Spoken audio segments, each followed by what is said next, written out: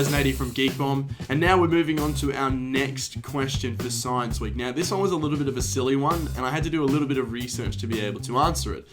It was basically, can a Sharknado actually exist? I hated doing this one simply because Brad asked it. If you're unaware of who Brad is, he is the other male of Geek Bomb.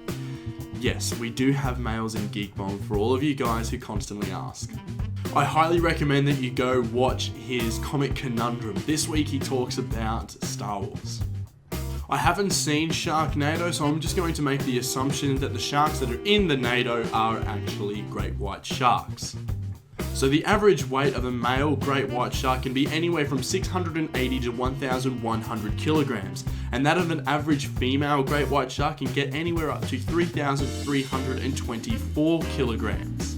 Now, when I was going through some records of the largest thing that a tornado was picked up, I found that it was a 75-ton railroad car, and it also took it a couple of hundred meters down the line.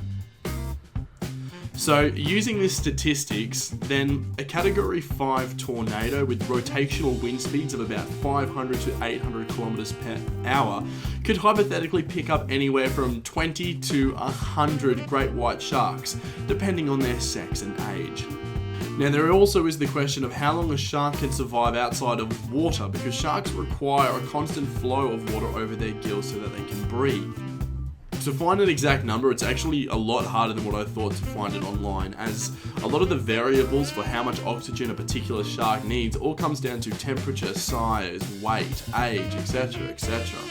Now, when researching this, I found a couple of stories on some fishing forums of people who said that they had captured sharks on boats, and after 8 minutes of having them on deck, they were able to put them back in the water and they were able to swim away happily.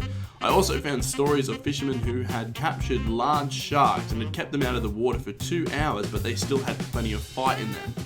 I kind of have a feeling though that if a tornado was able to pick up a cluster of sharks from anywhere to 8 minutes to 2 hours, that there would be a high chance of those sharks actually being thrown against other forms of debris, and if that wasn't going to kill them, the stress of being out of the water in that particular situation would definitely kill them.